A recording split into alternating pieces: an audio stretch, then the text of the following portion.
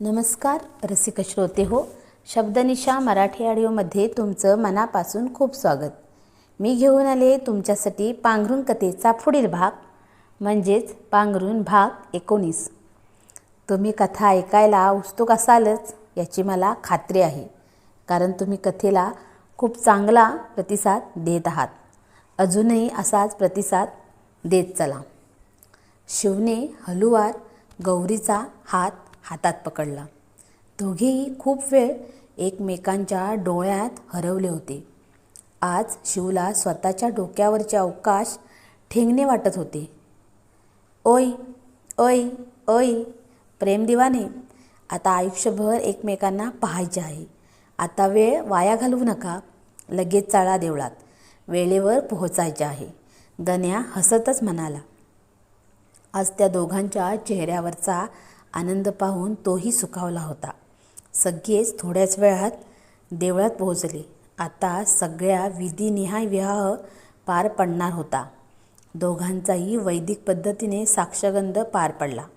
परंतु मुद्रिका एकमेकांना अर्पण करताना गौरीचा हात थरथरत होता. शिवने हळूवार तिचा हात धरला आणि तिला दिलासा दिला. थोड्याच वेळात जय मंगळाष्टगाथा सुरू झाली. पुन्हा एकमेकांना माळा घातल्या. शिवने गौरीच्या गळ्यात मंगळसूत्र घातले. भांगात कुंकू भरले. थोड्याच वेळात सगळ्या विधिनिहाय विवाह संपन्न झाला. मिसेस गौरी शिव पाटील, हा घ्या पेढा आणि तुमच्या नवऱ्याला भरवा. पहिला तुमच्या आयुष्यात ह्या पेढ्याप्रमाणे गोडवा पसरू दे. एकदा का प्रेमाचा गोडवा संसारात मुरला की आयुष्य कसं मधाळ होऊन जातं. मधू गौरीच्या हातात पेढा देत हसत म्हणाली. मधूच्या मनातलं दुःख शिव आणि गौरीचा आनंद पाहून तिने दडवून टाकलं होतं. दोघांनीही एकमेकांना पेढा भरवला. हा सगळा लग्नविधी आबा मोबाईलवरून लाईव्ह आपल्या रूममध्ये बसून पाहत होते. काकासाहेब आणि आईसाहेब यांना याची कल्पनासुद्धा नव्हती. देवळातून बाहेर पडायच्या आधी दोघांनी एक नाव म्हणजेच उखाणा घ्या, मगच बाहेर पडा. मधू आणि गण्या दोघेही एका सुरात म्हणाले. गौरी तुला जपणार आहे अविरत मनाच्या हळव्या कोपऱ्यात. रंगात तुझ्या बेधुंद रंगुनी निरंतर वेळ लाल तुझ्या भावना जपेन हृदयात. शिव हसतच म्हणाला. चांदण्यात फिरताना मन झाले झंकणारे झुंबर. स्वप्नांच्या सहवासाच्या दुनीत शिवरावांच्या प्रेमाचे अंबर. गौरी लाजतच म्हणाली. सगळ्यांनी टाळ्यांचा कडकडाट केला. सगळे गाडीत बसले. आता गाडी मात्र चिखलगावाच्या दिशेने भरधाव जात होती. शिवला आता मात्र थोडा टेन्स झाला होता. मनातल्या मनात विचारांच्या गर्तेत सापडून हरवत होता. लहानाचा मोठा झालो, परंतु आजपर्यंत आईसाहेबांचा एकही शब्द पडू दिला नाही आहे. कधीच त्यांना उलट बोलण्याची वेळ आली नव्हती. परंतु आज सगळ्याला सामोरे जावे लागणार आहे. गौरी आता माझी सहचारणी आहे, तर तिची साथ देणे म्हणजे आद्य कर्तव्य आहे. देवी भावकाय तुला हात जोडून माफी मागतो, कारण पत्नीला साथ देण्यासाठी आज कदाचित आई दुखावली जाईल. माझ्याकडून माझ्यासाठी माझ्या आयुष्यात दोघींनाही समान महत्त्व आहे. गौरीने जे सहन केलं आहे ते पाहून मला माहीत आहे आजही तिच्यावर अनेक अनेक कुलुषिक भाव ओकले आणि बोलले जातील. त्यावेळी ती कोलमडून पडू नये, आपली हिंमत हारू नये, एकटी पडू नये, म्हणून मी तिच्या सोबत कायम असेन. मला फक्त ताकद दे.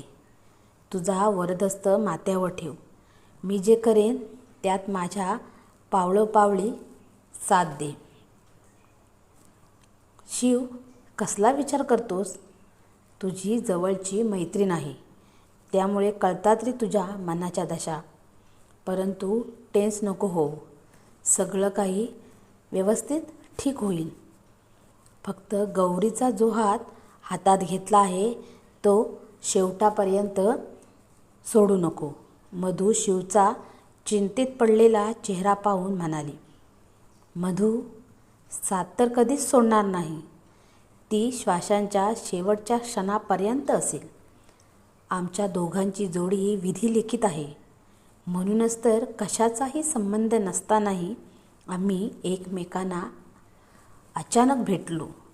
आता एकमेकांचे सहचर झालोय. शिव गौरीकडे पाहत म्हणाला. ती मात्र शांतपणे त्याच्या खांद्यावर डोकं ठेवून झोपली होती. चेहऱ्यावर एक अलवार स्मित हास्य पसरले होते. चेहरा तेजस्वी दिसत होता. तिच्या चेहऱ्याकडे पाहून तिची निगारसता कळत होती. ती तर तुला आयुष्यभर द्यायची आहे, मधू हसतच म्हणाली. अजूनपर्यंत तिचा काहीही दोष नसताना तिने खूप सहन केलं आहे. परंतु आता तिच्या वाट्याला फक्त आणि फक्त सुखच असलं पाहिजे. आता एकच वचन दे, माझ्या बहिणीला तू कधीच दुखावणार नाही. तिला कायम आनंदात ठेवशील. जीवनातलं प्रत्येक सुख तिच्या पायाशी लोळण घेईल. गण्या अगदी हळवा आणि भावूक होत म्हणाला. त्यांचे सुरू असणारे बोलणे ऐकून गौरीला जाग आली होती. गण्याचे बोल ऐकून तिच्या डोळ्यात नकळतच अश्रू तरळले. दादा, तुम्ही मायासारख्या मुलीला बहीण मानलीत. आज तर मला 2 नाती मिळाली. खूप खूप तुमचे आभार. तुम्ही मला तुमच्या बहिणीचा दर्जा दिला. गौरी डोळ्यांतील अश्रू लपवत आणि डोळ्यांच्या कडा पुसत म्हणाली. गौरी, फक्त भाऊच नाही, मी तुझी मोठी बहीण आहे, कळलं? त्यामुळे माझंही ऐकायचं. ह्या गधड्याने तुला काहीही त्रास दिला ना तर सरळ मला येऊन सांग. मग बघ कशी ह्याला अद्दल घडवते. शिव माझ्या छोट्या बहिणीला गुलाबाप्रमाणे जपायचं. कळतंय ना काय म्हणते? मधू गौरीच्या हातात हात घेत शिवकडे बघत म्हणाली. शिव आणि गणेश मात्र तिच्याकडे अचंबित होऊन पाहत होते. कारण त्यांना वाटलंच नव्हतं की ती एवढ्या लवकर सगळं बाजूला ठेवून पुढचं पाऊल सहजपणे उचलेल.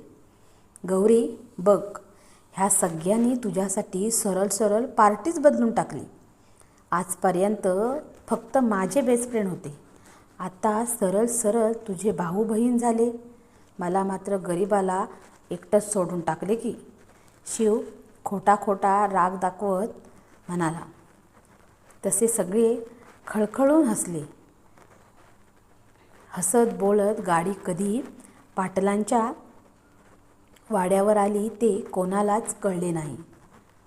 मात्र गाडी थांबली आणि सगळे पटकन भानावर आले. गाडीचा आवाज ऐकून आईसाहेब धावतच बाहेर आल्या. समोर शिवची गाडी होती. ती पाहून त्या आनंदून गेल्या. कधी एकदा पोटच्या गोळ्याला पाहते आणि जवळ कुशीत घेते असं त्यांना झालं होतं. सकू सकू सकू, ओवाळणीचं ताट बाहेर घेऊन ये. आमचे चिरंजीव आज 1.5 महिन्याने घरात येत आहेत. ताटात त्यांच्या आवडीच्या आम्ही कालच तयार केलेल्या ओल्या नारळाच्या वड्याही आण. आईसाहेब ओरडत होत्या. सकू 2च मिनिटात ओवाळणीचं ताट घेऊन बाहेर आली. आईसाहेब हातात ताट घेऊन उभ्या होत्या. डोळे कधी एकदा शिव गाडीतून बाहेर पडतो त्याकडे लागले होते. एक करत सगळे गाडीतून बाहेर पडत होते. गण्यामधून अजून त्यांचे 2-3 मित्र, परंतु शिव अजूनही बाहेर आला नव्हता. शिवने आपले पाऊल बाहेर टाकले आणि आईसाहेबांच्या चेहऱ्यावर हास्य आपोआप उमळले. परंतु शिव हातात हात घेऊन गौरीला बाहेर पडायला मदत करत होता आणि त्यांच्या एकमेकांच्या हातात हात, गळ्यात फुलांच्या माळा, दोघांचाही नववधूवरांचा वेश पाहून त्या काही क्षण स्तब्ध झाल्या. शेवटी दोघेही उभे राहिले. शिवचा हात पकडून गौरी एक एक पाऊल पुढे पुढे टाकत होती. आता मात्र आईसाहेबांची नजर गौरीच्या मंगळसूत्राकडे गेली आणि भांगत भरलेल्या कुंकवाने त्यांचे चांगलेच लक्ष वेधले आणि त्यांची तळपायाची आग मात्र मस्तकाला भिनली. त्यांनी आपलेच दात एकमेकांवर घासले.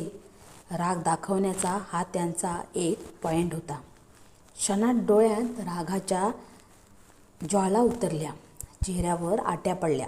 डाव्या हाताची मूठ त्यांनी घट्ट आवळली. ओवाळणीचं ताट त्यांनी हातातून भिरकावून दिलं. ताट सरळ गौरीच्या अंगावर येऊन पडणार तो शिवने आपला डावा हात आणि गौरीने आपला उजवा हात पुढे केला आणि अगदी सहज ओवाळणीचं ताट आपल्या हातांवर चिडलं.